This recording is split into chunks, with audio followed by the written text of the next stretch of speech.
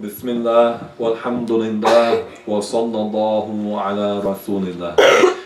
Welcome everybody. Inshallah ta'ala, today we're going to do a special lecture.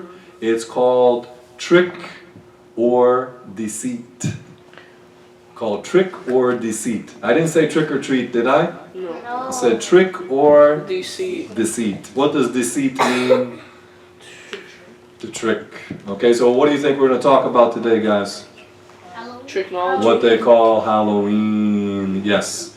So, inshallah, we'll talk a little bit about the history of this celebration, and also, inshallah, we will talk about it from, of course, an Islamic perspective, from a Muslim angle. And the first thing is we want to talk about the importance of acquiring the proper knowledge of the religion. The last, in just a lesson we had a little while ago, didn't we talk about the different categories of deeds? Mm-hmm. Yeah, so we can know what is halal, what is haram, what is allowed, what is forbidden in our religion. So also in addition to that, we have to learn the knowledge of the religion, and I say in particular for the Muslims growing up here in the West, meaning like the USA, Canada, most of Europe is considered the West, that we need to learn also to have a strong identity. So we have to combine the knowledge with the practice with the I word, identity. Follow me? Because some people, they may learn, but they don't practice. Some people might learn and they might practice, but their identity is weak. So that means that maybe they can go astray kind of easily because they don't have a strong identity. Some people might have a strong identity as a Muslim, meaning they're proud to be Muslim, but they are weak in knowledge. So then they can get tricked, can't they?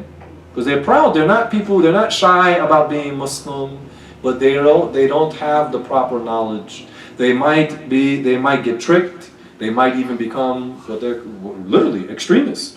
Okay, this person, he's proud of Islam, he's proud of Muslims, he's proud to be a Muslim, but then he doesn't learn, so it's easy for him to get tricked. That's why we're saying it's trick or deceit. Trick or deceit. Either way, it's bad. Okay? So our identity here, how are we going to develop an identity? We have to, the last lesson we said what? Knowledge precedes deeds. Knowledge precedes deeds. So we have to acquire the knowledge. That's why we always emphasize in our lessons the importance of acquiring the knowledge of the religion. And we have to put it into practice, because when you start to follow the rules, then your certitude, yaqeen, your certitude about the truthfulness of Islam, it gets stronger. And also we said to have a strong, solid Islamic identity, and to be aware of the society in which we live. Are Muslims a large part of the population in the USA? No, we are a small minority. Okay? So we have to be aware of what is going on around us in the society. Historically, this country was regarded as a Christian country. It's still a Christian country. Islamically, we say it's a Christian country. Where the people in the past, they used to get their values from where? And the people in this country, where did they used to get their values from? People. From their ideas of what's right and wrong, the society in whole. Where did they get their values from? From Christianity, right? Every Sunday people would go to church. And they would learn from their point of view what is right and what is wrong. They got their values from Christianity. All right? I'm not saying all the people practice Christian values, but in general, the people got their values from the church. Nowadays, where do people get their values from? Meaning the very large portion of the population. They get it from the church? Not really. They get it from Social media. Some from the family, and then what? Social media. social media, from celebrities. They're getting their values, and these people are not. Are these people following what are called Christian values? No. No, I didn't say that people are guided who believe in Christianity, because they have some bad beliefs, a lot of bad beliefs. But they had certain values that are pretty similar to our values, okay?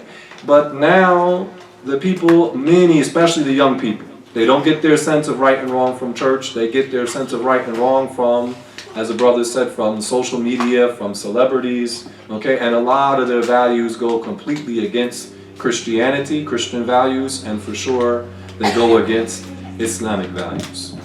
Okay, now for us, we are to hold on to our values, to our religion. And our religion doesn't change from week to week.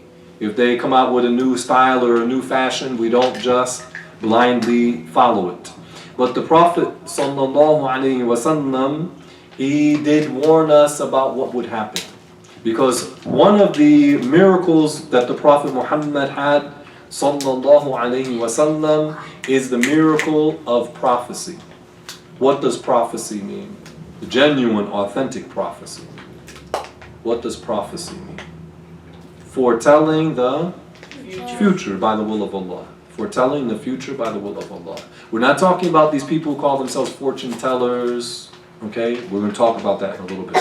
But to Allah Ta'ala revealed to the Prophet sallallahu alayhi wasallam some of the news of things that would come in the future. Okay? Like one of the things he said is that time would pass very quickly. Isn't that the case nowadays? Also the Prophet sallallahu alaihi wasallam, he told us that the men would start to imitate the women, and the women would start to imitate the men. He told us that music would become very widespread. Isn't that the case nowadays? Some people, they live in a world of music. Okay? So the issue, this is some of the prophecy. And other things the Prophet told us, sallallahu alayhi wasallam, he said that the deserts would become green. Don't you find golf courses now in some of the deserts? No. Yes, you do. Don't speak without knowledge, please. Please don't speak without knowledge. Okay? That some of the golf courses, there's what? Greenery in the middle of the desert. Okay? So these are some of the smaller things. And in other major events, the Prophet sallallahu alaihi wasallam has foretold, telling us that these things will happen. He is a prophet. He received revelation from Allah, from the Creator. And this is one of his miracles, the prophecy. And among this, regarding the prophecy, he told us, sallallahu alaihi wasallam, warning us. He said that you, meaning the ummah, the nation of Prophet Muhammad, that you will follow those who came before you. And you will follow them handspan by handspan, and cubit by cubit. Cubit is from what? Elbow to the fingertip. Like step by step. To the point that you will, if these people enter a hole, like the lizard enters a hole, then you will follow them in the hole like the lizard. Okay? And then the companion said, well, are those the Jews and the Christians? And the Prophet sallallahu alaihi wasallam, he said, who else would it be? And nowadays, who do you find the Muslims imitating? Is it the people who live in the jungles of Papua New Guinea? Are we dressed like them? We put bones in our noses and plates in our lips? No. Who are we imitating? The Christians. Isn't that it? Yeah. What language do we speak?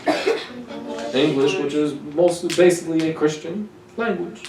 Okay, meaning it came from the Christian lands. I'm not saying, without going into details. MashaAllah.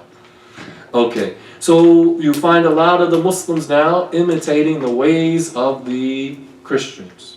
Okay, and the Prophet told us, sallallahu alaihi wasallam, 1400 years ago, you will and follow the ways of the Christians. So this is one thing. He was not saying this as a good thing. He is warning us not to follow their example. He's warning us not to follow their example. Also, he said, sallallahu alaihi wasallam, that whoever imitates, this is a general statement, okay, Aisha? Whoever imitates a people, then he is one of them. This does not mean that imitating, for example, a non-Muslim in general makes the person a non-Muslim. Okay, it's sinful, meaning behaviors or practices that are specific to the non-Muslims, to follow them in that is sinful. And if that behavior is a blasphemous behavior, following someone in blasphemy is itself blasphemy. Alright, is that clear? So when the Prophet ﷺ said whoever follows a people or imitates a people is one of them, it doesn't mean in every case it's blasphemy. Okay, but it means that it is haram to imitate the people, meaning the non-Muslims, in behavior that is exclusive to them. Meaning it's something, for example, that was started by them, you don't follow them in that. And Allah Ta'ala revealed in the Qur'an, in the end of Surah Al-Kafirun, which is a surah about the disbelievers. And it says, Allah Ta'ala revealed, لَكُمْ دِينُكُمْ وَلِيَ دِينِ. For you is your religion, and for me is mine. And this is not the Prophet, this was revealed in talking to the pagans, the idol worshippers of Mecca, but in general it applies. They, the non-Muslims, have their religion, and we what? We have ours, okay? We invite those people who are not Muslim to what? To become Muslim. But we don't what? Seek to follow their religion, nor should we follow them in their customs. We as Muslims, we have our own traditions, and they have what? Their own traditions. We want them to become Muslim, okay? That's why I treat people nicely, but we don't compromise on our religion. You don't mix things. Being nice to someone who's not a Muslim, being considerate, being kind with someone who's not a Muslim, that does not mean that you want to follow their way of life or their religion. Is that clear? Okay, be nice to people, but that doesn't mean that you compromise your obedience to Allah Ta'ala to be accepted by someone else. Many people, they will never accept you until you follow their religion. Is that clear? Okay, so we say, لَكُمْ دِينُكُمْ وَلِيَ دِينِ. They have their religion, and you, meaning in this case we're saying they have their religion, and we have our religion. Okay? And our religion is what? The belief, worshipping Allah only, worshipping the Creator who doesn't resemble the creations. And we said the last lesson, what was the golden rule? Whatever you imagine in your mind, Allah is totally different from that. Okay? So this is our belief, and they have their belief. But we want those who are not Muslim to become Muslim. Okay. So when we say that they have their traditions and we have ours, well, let's talk some about what is called Halloween by some people. Its origin is this thing called Halloween. Is it mentioned in the Qur'an? No. Is it mentioned in the Sunnah, in the Hadith of the Prophet? No. Is it something that the companions did? No. Did the early generations of Muslims practice Halloween? No. Did the later generations of Muslims practice Halloween? Meaning people of knowledge. They what? No. No. So this is not something from Islam. And the Prophet ﷺ told us, you don't imitate the people in the non-Muslims in their customs and their practices. This is something from outside of Islam. Not only that, Halloween, its origin is not even in Christianity. Okay? Because it's coming out of the Christian countries, so a person might assume that Halloween originally was a Christian holiday. But it's not even a Christian holiday. What is the origin of it? Well, let's go back a step. When you look, or let's go back a step before that. Prophet Isa, he lived about how many thousands of years ago? About 2,000 years ago, alayhi salam. And you know, he did not call people to follow a religion called Christianity. Even the Christians who have knowledge, they will admit that Jesus did not call his religion Christianity. They will admit that. I'm not talking about ignorant people. You got some people so ignorant they may tell you that King James Version of the Bible is the authentic Bible. We're talking someone who's very ignorant, mashallah. But the people who have knowledge among the Christians, they know that Jesus never called his religion Christianity. They know that he never prayed in a building called a church. They know that. They won't argue with that. The teachings of Jesus alayhi salam, he came about 2,000 years ago. He was an Israelite prophet. I did not say an Israeli, I said a what? Israelite. He was from Bani Israel. Okay, from the descendants of Prophet Israel, Prophet Yaqub, Prophet Jacob. And he, like all the prophets, he called people to worship the Creator and not the creations. And even though the Bible, we know, has been what? Changed. There's a line in the Bible where it's attributed to Jesus in which he says, according to the Bible, and he did teach this general message, but this is what's in the Bible. It says, O children of Israel, meaning O Israelites, your God is one. In the Qur'an, وَإِلَهُكُمْ إِلَهٌ وَاحِدٌ, that your God is one God. And remember we said that God is one. We don't mean a number one, but that there's only one creator. No one is the creator except the creator Allah. Is that clear? So the Jesus alayhi salam, he came and he was in reality following the religion of Islam. Okay, submitting to the orders of the creator Allah subhanahu wa ta'ala. And then after he ascended, and we know Jesus was not killed on the cross, he was not killed, period. What happened? There were people who were really following Jesus. And then there were other people who were what? Not following Jesus. And then those people spread into different lands in what's called the Mediterranean. What do we mean by the Mediterranean world? What do we mean? What part of the world would that be? Where was Jesus from, alayhi salam? He was from Palestine. Okay, the Mediterranean world would include what? Like Palestine, like today Lebanon, like Egypt, North Africa, and Southern Europe, like Greece and Italy. This is all part of the Mediterranean. And then what's to the west of that, like Spain, for example. Okay, that's all part of the Mediterranean world. There were people who were spreading, claiming that they were following Jesus, and they weren't what? They weren't following him in reality. And then what did they do? They mixed the teachings of Jesus, alayhi salam, with the different religions and cults that were already in that region. The Middle East, what they call the Middle East, meaning like what's called the Levant. Like we said, Palestine, Lebanon, that area. And across the northern part of Africa and southern Europe. So what were the religions 2,000 years ago? What were the people following in general in those areas? What were their religions? They were what? They were idol worshippers. Like you're in school, don't they talk about Greek mythology? And they talk about Roman mythology? Were these people who even claimed to believe in one God? No, they worshiped many so-called gods. Isn't that the case? Am I making stuff up, guys? No. Okay, and then also in other parts of Europe, so Christianity spread through the Mediterranean region, and then it spread further up into Europe. Okay? And in those regions, you had also like the Viking culture, the Norse religion. Okay, this is the Vikings. What would they believe in? What they call Thor? Don't they even have a superhero they call Thor? Yeah, they do. And they say that he's the son of Odin. And Odin is supposedly a so-called god. Okay, the god, I don't know which one they say he is. But they claim Thor is the god of thunder. Isn't that the case? So these are people, are they believing in Tawheed? Are they believing that there's no creator except the creator? No, these are people who are worshiping idols. They are worshiping human beings. And they took some of when Christianity spread into these regions, did the Christianity purify, or let's say it another way. What Christianity did is it mixed the traditions of the people of those areas with Christianity itself.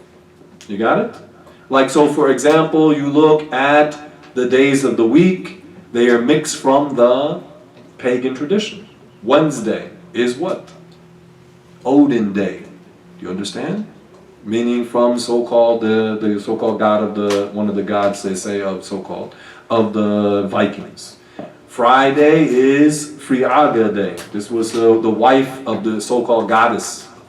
January is what? Named after a Janus, a so-called I think Roman so-called god. So they mixed the tradition of the ancient European cultures with what they claimed was the teachings of Jesus. So it became all what? It became all mixed up. And so when we look at, for example, in Europe, as you go further into Europe, you also have, like in the British Isles, you had the Druids. These were the pagans of England and the what's called the Celts, the Druids. These are the people of like England and Ireland and Scotland. And these people also were what? What did they worship? Idols, things in nature. So these were people also that were involved in idol worship. They say, from what is reported, what's that big stone structure, the big circle thing there in England? Stonehenge. They say that this was built by these ancient Druids or ancient Celtic people. And from what is reported, that these were people who worshipped different things in nature, idols and things like this. And in reality, what do we know about these pagan religions? What are they really involved in? Do you know? When they talk about, this so-called God and this one and that one and this one. What Allah Ta'ala revealed in the Qur'an, قُلْ أُوحِيَ إِلَيَّ أَنَّهُ اسْتَمَعَ نَفَرٌ مِنَ الْجِنِّ فَقَالُوا إِنَّا سَمِعْنَا قُرْآنًا عَجَبًا. What are they worshipping? They are worshipping the jinn. Yeah. This ayah that we mentioned, that it was revealed to the Prophet to tell the people that there were some jinn, and they heard the Qur'an, and they were astounded. Because among the jinn, some of them are believers, but most of the jinn are non-believers. So what is a jinn? We said the jinn. What is a jinn? What is a jinn? It's a devil. No, don't say that. What is a jinn? Some of them can be good, some of them can be bad. They are beings that are created from fire. The humans are physical essence. What is our physical essence? We are created from soil. Allah Ta'ala created life in soil. And Allah Ta'ala has created life in beings created from fire. Okay, this is not anything superstitious, not illogical. You look at soil, we are made physically from soil, but we are what? Alive. We have even what? Consciousness, intelligence. But what are we physically made from? That's amazing. You think about it. Really, you think about it. You're made from soil, and you're walking around, you are soil, walking around, talking, walking, thinking. It's amazing. So as Allah Ta'ala has created life in the soil, meaning for humans, for example, and also the animals are created from soil. Allah has created life in beings created from soil. Allah Ta'ala has created life in beings created from fire. Also, with the case of the jinn and Yahya, this is important. That as the humans, there are believers, Muslims among the humans, and there are disbelievers among the humans. And with the jinn, what is their case? There are believers among the jinn, and there are disbelievers, kuffar, among the jinn. Most of the jinn are kuffar. Most of them are disbelievers.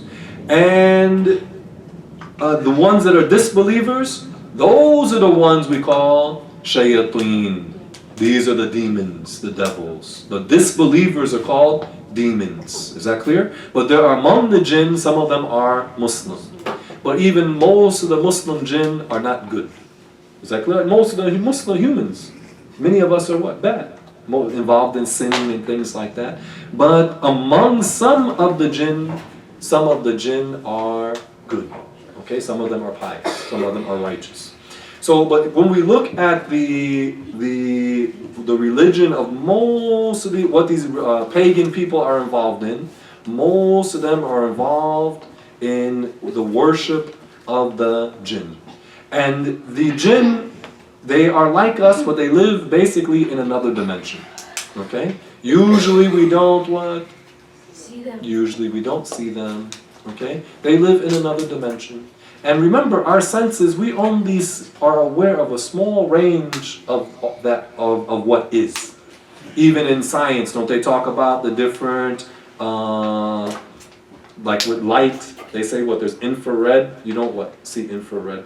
You have, with sound, don't you have like ultrasonic, things we don't what, hear. There are things, even what they say within the spectrum of light and within the spectrum of sound, it is this broad, but we only are aware of a what? A very small amount of it. So there are dimensions that exist that are beyond our senses. But just because we don't see it with our senses, that doesn't mean that it doesn't, or those dimensions don't exist. Then we mentioned the case with the dog whistle. What would happen if you blew a dog whistle? The dog hears it, but we don't. So we say, oh no, that sound doesn't exist. No, it exists, but it's beyond our what? Beyond our hearing. So the jinn, they exist, but it's beyond. They are beyond our seeing. There's no contradiction there. There's no contradiction. Okay, طيب. So what about the jinn? Let's talk about them and be aware, guys, because this is serious. This is serious. The jinn, they can live in societies. So they have communities, they have rulers. They do. I mean, this is not to sound creepy or weird, but they exist in their own communities, they have their own societies, they have families. Some of the jinn, though, a lot of the jinn, they live in isolated places. So when you find people, they go like traveling like deep into the forest, even in different traditions. Don't you hear about people when they go deep into the forest, they might get attacked by what, trolls, ogres? Don't they talk there? Even in different traditions, they talk about these things. So these beings, often they are in isolated places, and they can cause a person harm. Okay, so we'll talk a little bit about how to protect yourself from the jinn. Okay, so we need to be aware so we can what? Protect ourselves. Okay, don't get too scared, because we all know that Allah Ta'ala is the one who creates everything. Okay, Allah is the one who creates the protection. So don't get too scared, but be aware of these beings, because they can cause a person harm. Okay, so be aware, okay, but don't start acting all weird, but be aware, and it's a real thing. And also it's important to know a little bit about the jinn, because sometimes when you talk to non-Muslims, they may have had some type of weird experience with the jinn, but they don't know what it is. They don't know how to explain it. And sometimes they feel, am I going crazy? They get worried. But if you're able to explain, well, in Islam we understand that these creatures exist. They do this, this, and this. These are some of their characteristics. And this is how a person, he should avoid certain things to protect himself. Is that clear, guys? Okay. So what are some of their characteristics? We said that they live in, some of them live in communities. We said some of them are believers, some of them are disbelievers. Most of them are treacherous and evil. Even the Muslim jinn, you can't usually trust them. Okay. Also, what are some of their qualities? Some of them you hear in stories about shape-shifting. Don't you hear about shape-shifters? The jinn are able to take the shapes of different creatures. Okay? They can take, like, for example, snakes. They sometimes take the shape of snakes. Sometimes they take the shape of people, but if they take the shape of a person, that person will have some kind of deformity. Maybe the eyes will not be horizontal, they'll be vertical, for example. They'll have some kind of deformity. Also, about the jinn, they can travel very quickly from one place to another. Okay? They can travel very quickly. They may attack a person when he's asleep. Sometimes a person is sleeping and he starts to try to wake up and he feels like there's something sitting on him, something heavy. He's trying to... And if you call on Allah, you say, Allah, inshallah it will go away. Okay? But the jinn, they have this, they will usually try to attack the person when they are coming up out of their sleep. Okay? The jinn, sometimes they can possess the person. They can possess the person. A lot of the people that they call crazy, you know what in reality is happening? The jinn are affecting them. Don't you say, الَّذِي يُوَسْوِسُ فِي صُدُورِ النَّاسِ? That the jinn, what do? They whisper, they give these demonic, these satanic suggestions to the person. And the person, some of the crazy people will tell you, I hear voices. I hear voices. Sometimes it can be chemical imbalance in the brain. Sometimes it could be because the person's doing drugs and it affected them. But often it's the influence of the jinn. Okay, so this person he's hearing voices because the jinn are what? يوسوس في صدور الناس. They're what? Yes, bro. The jinn can sound like someone else. Yes, very good. Let's mention something here about what people call, this is also we're still talking about what? They call Halloween, right? What people call, they call them, it's not true, but we'll clarify it. What people call ghosts. Ghosts are not dead people whose souls are walking about the earth. Okay, that's not what ghosts are. What happens sometimes is that you will have a person who died, and then a jinn will take the shape of what? That dead person. And that jinn may even speak in the voice of that dead person. And maybe the family members, give you an example, for example. Like they went to the funeral, they just buried the person. So they come back to the house, and one of the people goes upstairs to the room of, say, the grandma died. And they open up the door and they say, Grandma's sitting there in her rocking chair. And she told me to close the door. And then the people go, everybody goes upstairs, they open the door, and what happened? She's gone. But it's not really her, because she's dead. But it's what? A jinn. Okay, it's not a ghost, meaning her or her soul. It's a what? Jinn who took the shape of grandma and even had her voice. It's not a dead person who came back to life, as they say. But this is a jinn. So the jinn, they will do this, and they will do this sometimes to trick the people, to make them fall into blasphemy. We mentioned before about what they call reincarnation. This is sometimes it's from the jinn. The jinn will whisper to someone and say, oh, you used to live in such and such place, and give details about this place from 200 years ago.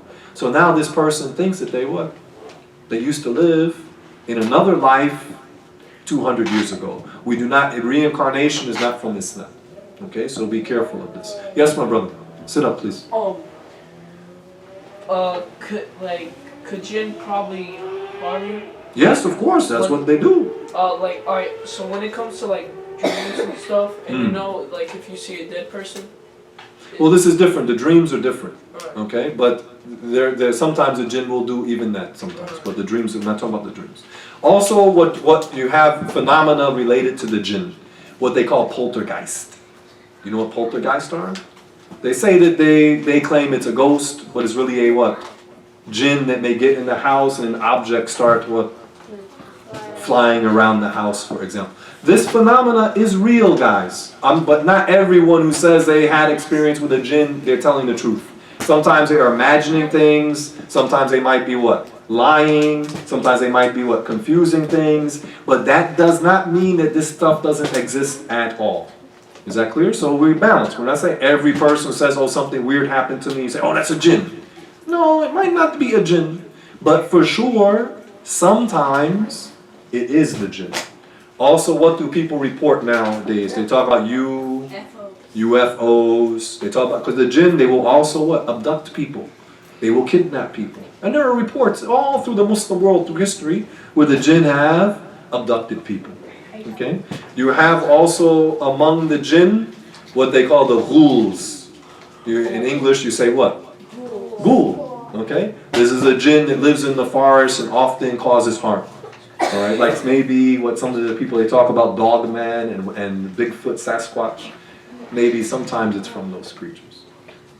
So if you have an experience, we're going to get to it, inshallah. We're going to get to it. Also, the jinn, sometimes a person, they might go into a trance. And when they get into that kind of state of consciousness where they're kind of halfway in this world and halfway in another world in their psychology, in their sight, in their mind, then this is a time when the jinn might try to possess the person. And we said before, sometimes people will start hearing voices because they're taking what? Drugs. But also, when the person is under the influence of drugs or alcohol, it makes him more vulnerable and susceptible to the jinn taking possession of him. So this is one of the reasons why we should never do these drugs. Not only is the drug haram to do, but when the person is under the influence of the drugs, then it opens a person up so that the demons may what? Possess him or influence him. Some people you see, if you've ever, may Allah Ta'ala protect you, just because of my upbringing, that you see sometimes a person will start drinking alcohol and then their whole face and their what? Demeanor changes. Yeah? And they're open, this is when they're open and the demons can come and what? Influence a person. Yeah, so this is, be aware. This is, when we talk about these things being haram, don't think that we're telling you not to do it because we want to keep you away from something fun. You understand, sister? These things are haram because they really can cause you what? Harm. You follow me? They are haram because they can cause you harm. So this is the reality. In this dunya, in this life, and in the afterlife.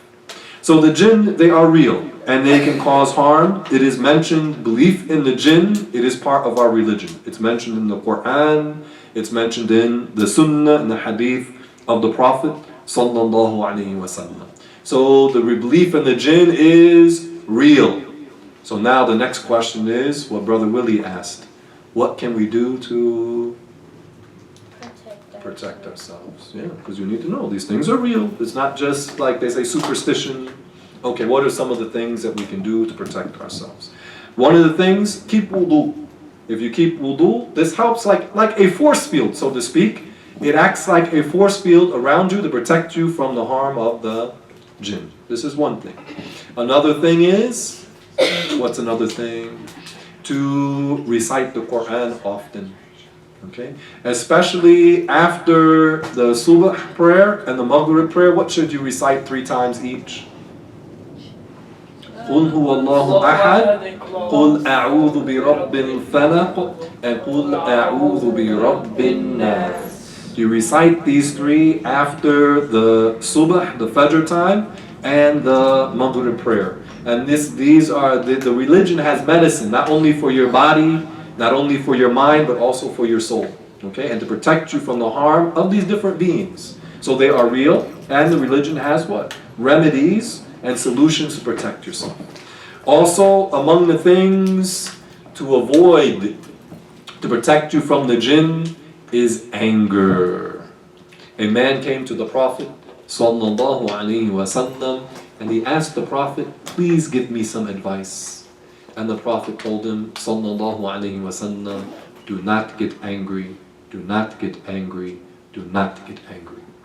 Because when the person gets angry, what did the Prophet say? He said that the jinn will circulate through his body like the blood, I believe. When the person gets angry, it's like, we said, different state of consciousness, didn't we? When the person's half awake, half asleep, he's in a different state of consciousness. When a person gets angry, I mean really extremely angry, it's as if he has lost, in some cases, it's as if he lost his what? Mind. And the demons, when they see that negative energy like that, they get on this person. So this person now, he's so angry, now he's saying, I'm going to go and I'm going to go punch this guy. How many guys in Memphis in the last month, they got killed, or they killed someone because they got what? They got angry. Usually combined with what? Drugs and alcohol, with what? Anger leads to somebody getting killed. The drugs and alcohol attract the what? The jinn. And when the anger happens, what happens? That attracts what?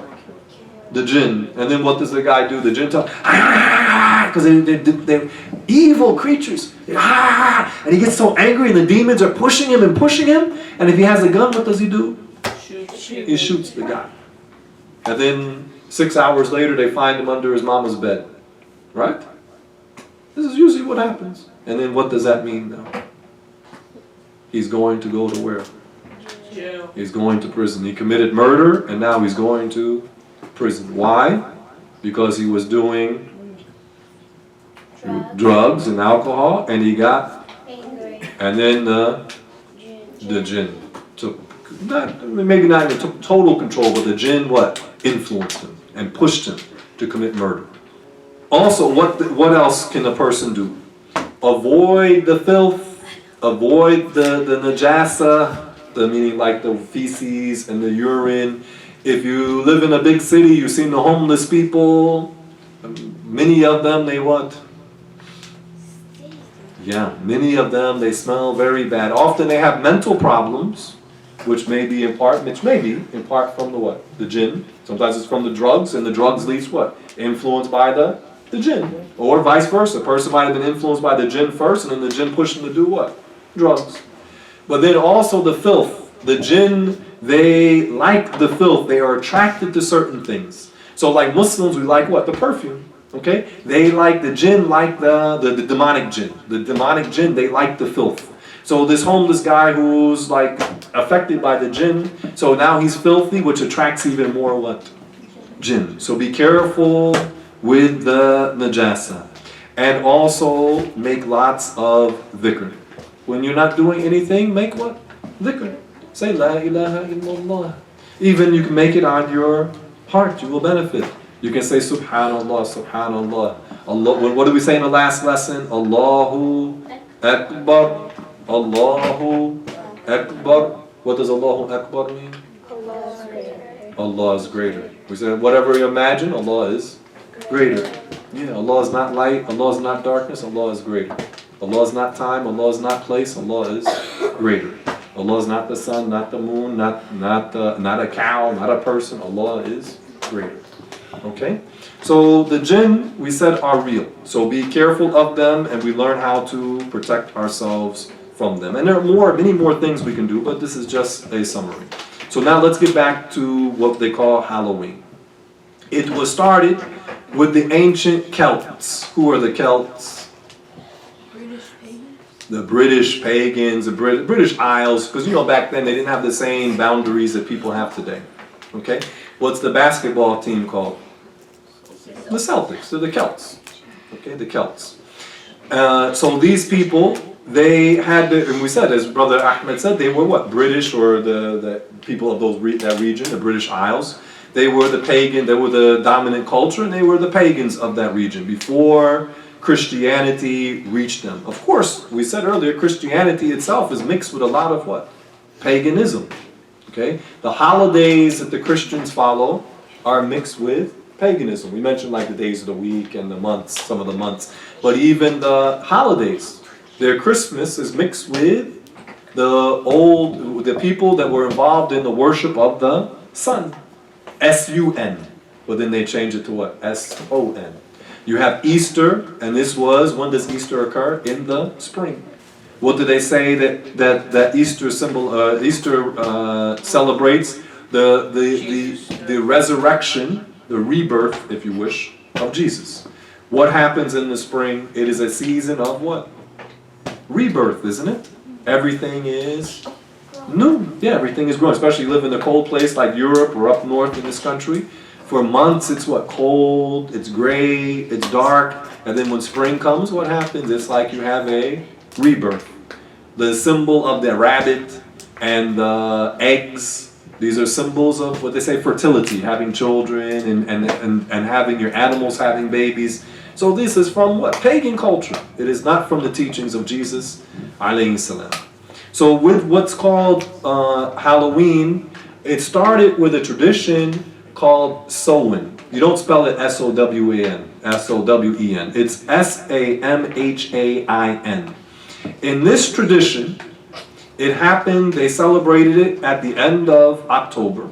And during this tradition, they claimed on this night, the souls of the dead people will walk on the earth. Didn't we just say that ghosts aren't what? No, but the jinn are what? Real. They claim that this was a night when the souls of the dead people walked the earth. And mixed with that tradition was the belief in witches and goblins and demons. And goblins would be what? Demons. Okay? Is this something that Jesus alayhi salam taught? No. Is this something even from in Christianity? Because remember, what Jesus taught is one thing, Christianity is another thing. So we know it's not from the authentic teachings of Jesus alayhi salam. Is it from the Bible, this tradition of observing this type of holiday? Is this from the Bible? It's not from the Bible. So where did they get it from? They got it from these ancient pagans. All right. What happened later when these people, because there's people in the British Isles, Britain and Ireland, they weren't originally Christian. Okay, they became Christian a few hundred years after the time that Jesus was on earth. When they embraced Christianity, what happened and what is the pattern throughout Christian history? What happened?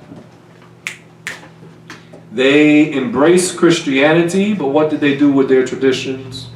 They kept it. They mixed them, they overlaid them, they kept their pagan traditions and they overlaid them with what they claim to be the teachings of Jesus, in reality Christianity. And that's been the consistent pattern throughout Christian history. So this night they call Halloween is hallowed, if you took it literally, it's hallowed Eve. What does hallow mean? Not hollow, not hollow, hallow.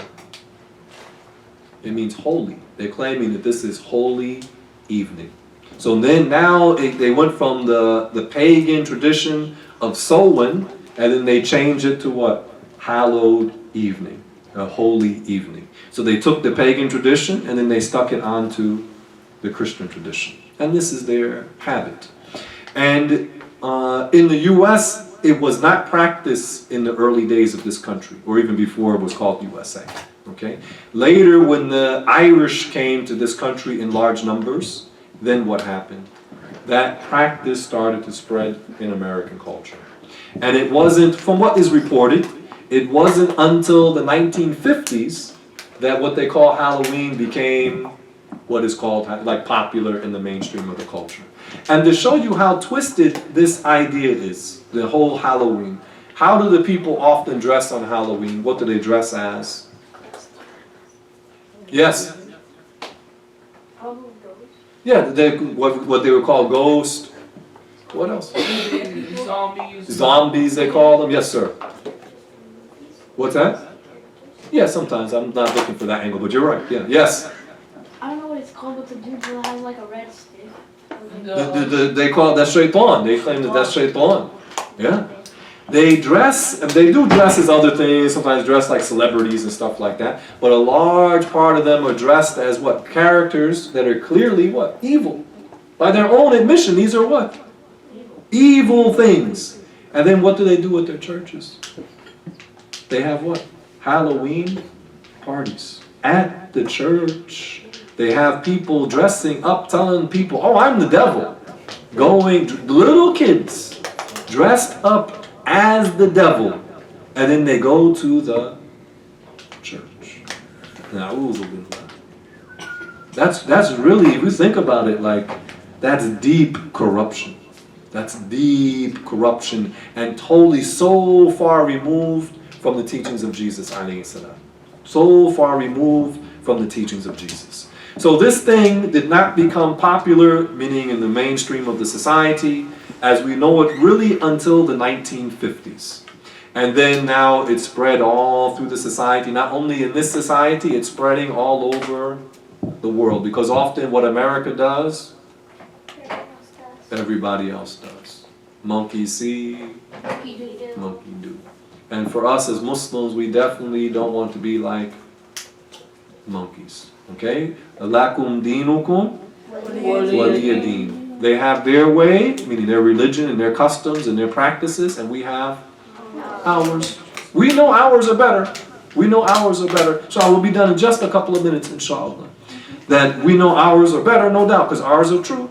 But lakum dinukum waliya deen. Don't try to mix Islam with what these people are doing. Instead, you explain to them, well, this custom is not correct because of this, this, and this. You understand? You explain to them that this is not proper, this is what is right, so we don't rush to try to imitate them. In reality, they need to learn, and then they can become Muslim and imitate us, meaning the good Muslims. Now let's finish up, inshallah. This thing that they regard as a holiday now is the biggest, quote-unquote, holiday after Christmas. They say they spend $2.5 billion a year on costumes and another $3.5 billion a year on candy. $6 billion a year spent on this wicked, this is a wicked, in reality, this is a wicked, wicked holiday. So we, as we said, we have our own identity. It is based upon having the proper belief in the Creator, that there's one Creator who's the creator of everything, who does not need anything, who does not resemble anything. What did we say? Whatever you imagine in your mind, the Creator is totally different from that. That only Allah Ta'ala deserves to be worshipped. And to follow the Prophet Sallallahu Alaihi Wasallam, to be sincere, to have good manners. This is our deen. This is our way. So we have to hold on to our identity. We have to get the knowledge, put it into practice, and hold on to hold on to the knowledge and hold on to our identity.